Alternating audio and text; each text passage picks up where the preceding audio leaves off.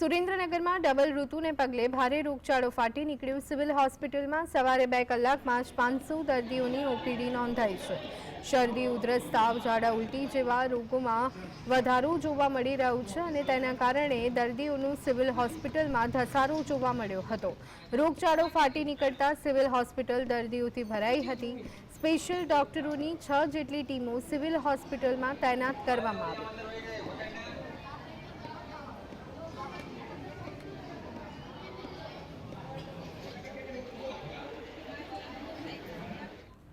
રોગચાળો હાલ ફાટી નીકળ્યો છે અને સુરેન્દ્રનગરની સિવિલ હોસ્પિટલમાં દર્દીઓનો ભારે ઘસારો જોવા મળી રહ્યો છે। ખાસ કરીને સુરેન્દ્રનગરની સિવિલ હોસ્પિટલમાં પ્રથમ 2 કલાકમાં 500 જેટલા દર્દીઓની ઓપીડી નોંધાઈ છે। ડબલ ઋતુના કારણે શરદી, ઉધરસ, તાવ અને ઝાડા ઉલટીના દર્દીઓની સંખ્યામાં વધારો જોવા મળી રહ્યો છે। સુરેન્દ્રનગરની સિવિલ હોસ્પિટલમાં હાલ સ્પેશિયલ ટીમોને તૈનાત કરવામાં આવી છે। અહીંના મુખ્ય જે ડોક્ટર છે આપણી સાથે છે। कैसे यहाँ दर्दी आ रहे हैं और कितनी संख्या में आ रहे हैं? अभी तो 500 जैसे 2 घंटे में 500 जैसे दर्दी की संख्या हो गई है। और ट्रीटमेंट अच्छे ढंग से चल रहा है। इसमें हम भी साथ में इंस्ट्रक्शन दे दिया गया है कि कुछ भी हो तो हमको इसको इन्फॉर्म करने का, कोई भी ऐसा हो तो।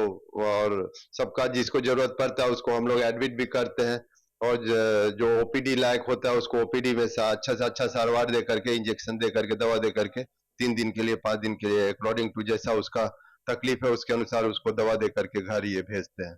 और किसी को भी प्रॉब्लम नहीं हो ऐसा हम लोग का ध्येय है और सबसे अच्छा ट्रीटमेंट मिले, मेरा यही। खास के करके कौन से दर्द की यहाँ दवा दी जाती है और कौन से रोग के दर्दी सबसे ज्यादा दिख रहे हैं? अभी तो लूज मोशन जो झाड़ा उल्टी और सर्दी खांसी सबके उधरस के ज्यादा दिख रहे हैं। ખાસ કરીને જે 2 કલાકનો સમય છે તેમાં 500 દર્દીઓની ઓપીડી દાખલ થઈ છે। 6 જેટલા ડોક્ટરોની ટીમો હાલ સુરેન્દ્રનગરની સિવિલ હોસ્પિટલમાં કામે લગાવવામાં આવી છે।